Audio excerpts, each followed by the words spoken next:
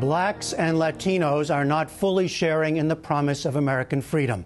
That from a speech this morning by New York City Mayor Michael Bloomberg, who announced a $127 million three-year plan to coordinate city agencies and efforts with a goal of reducing disparities between young Black and Latino men and the rest of the population. Among much else, the city would create job recruitment centers in public housing projects, place new probation centers in high-risk areas to enable young men to stay closer to home, and for the first time, the Department of Education would make the success of Blacks and Latinos a part of school progress reports. The mayor himself will contribute $30 million through his foundation, an amount being matched by financier George Soros. The rest comes from the city. Mayor Michael Bloomberg joins us now from City Hall in New York, and welcome to you. Thank you very much. Thanks for having me. What exactly, first, is the problem as you see it, and how serious is it? Well, for a long time, people have said there's nothing you can do about it, but the Blacks and Latinos score terribly in school testing compared to whites and Asians. If you look at our jails, it's predominantly minorities. If you look at where crime takes place, it's in minority neighborhoods. If you look at who the victims and the perpetrators are, it's virtually all minorities. This is something that has gone on for a long time. I assume it's prevalent elsewhere, but certainly true in New York City.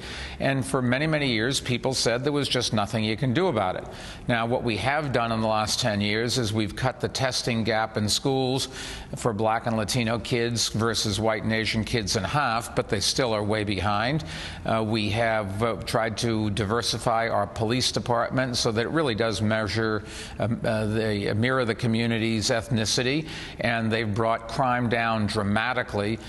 We have the lowest crime rate we've ever had in the history of the city, and that's particularly important to Black and Latino kids and their families and their neighborhoods because that's where the crime is. So they benefit from that, and we've done a number of these kinds of things trying to attract the kind of jobs that are available to people who maybe don't have a formal education, have dropped out of school, or don't have great command of the English language, or have a blemish on their resume which would keep them from getting a job at a more traditional firm where they do an extensive background check. And so we've tried to attract industries that can use the people here who are unemployed. But nevertheless, there's this enormous cohort of Black and Latino males aged, let's say, 16 to 25, that don't have jobs, don't have any prospects, don't know how to find jobs, don't know what their skill sets are, don't know how to behave in the workplace where they have to work collaboratively and collectively. Let me, if I could ask you for a specific example, because you're saying all these things you've been doing have not been enough. So I listed some of the examples. One key that you talk about in the jobs area is linking employers with young men who are or have been in prison. Now, how specifically, what will change? How will you go about convincing employers that these people should be employed? Well, I think employers, if you can show them that these kids have paid their debt to society and have gotten some training afterwards so they know how to fit into the workplace, there are jobs where they can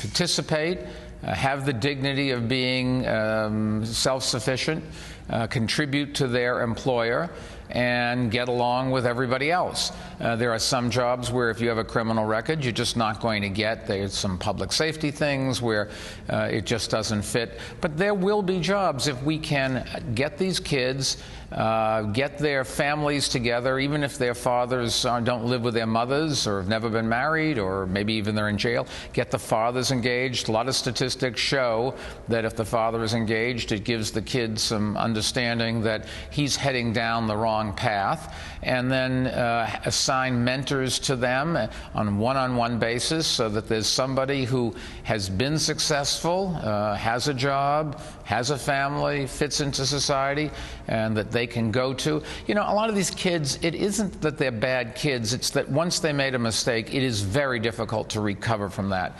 But we have an obligation to them, if not for compassionate reasons, just for selfish reasons. Three-quarters of all kids in New York City that go to jail, serve a period, and come out, go right back to the jail.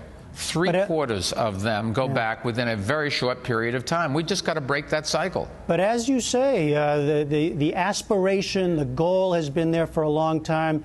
You yourself have tried many things that don't seem to have worked. What has been, when you look back, when your staff and everybody was looking at all this, what have been the chief stumbling blocks, and how do you get past them this time? Well, I think, number one, it's not fair to say we haven't made some progress, because there's an awful lot of kids that we have helped. They've gotten through the most difficult periods in their lives. They're constructive members of society. For all I know, one's going to be the next mayor of New York City. For all I know, one will win a Nobel Prize. We have made a difference. We haven't made enough difference, and we haven't reached out to as many kids as we think we could. There are some simple things you can do. For example, if you want to apply for a job, they say, let me see some ID. A lot of our kids don't have an ID. They just don't have any document that shows who they are.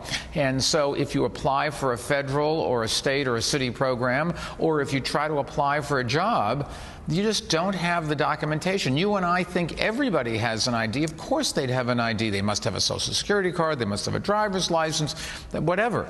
These kids don't have that. And so just getting them through that kind of stuff would make a difference. And can I ask you briefly, I mean, you obviously thought this was important enough to put a lot of your own money in through your foundation. Does it not, Yes. Does it not happen otherwise? Does it not get done otherwise?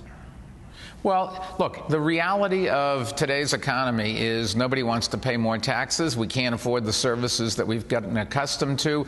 We are not likely to add more services in the immediate future. And so if we want to do something now, we've got to do a public-private partnership. The other thing is that private money is different than public money.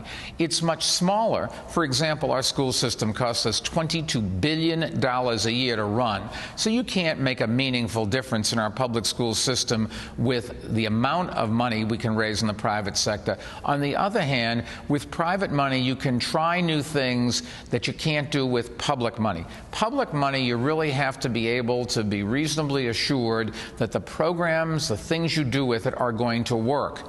You can't take a gamble on something that's off the wall that may have enormous payback, but has enormous risks with it.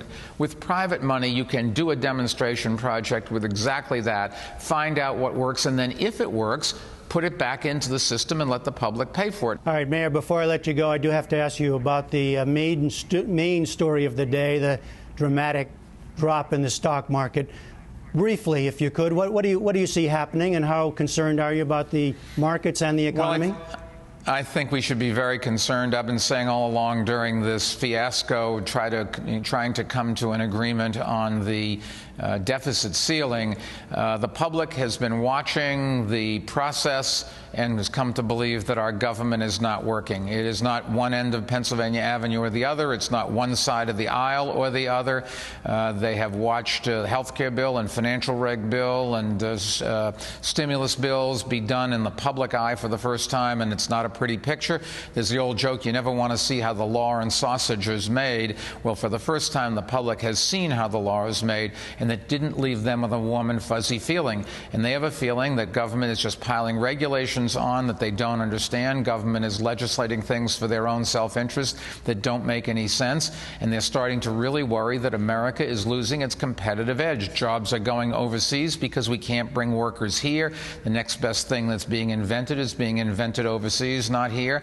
And they're starting to say, wait a minute, I just watched government once again be so dysfunctional. The fact that they came up with a deal, whatever that means, for increasing the debt ceiling, everybody sees. They didn't do anything to balance the budget. They didn't do anything to any of our long-term problems. They kicked the can down the road with probably fictitious savings way down the road and no new revenues. That's not the ways to help this country get its act together. All right, New York City Mayor Michael Bloomberg, thank you very much. You're welcome.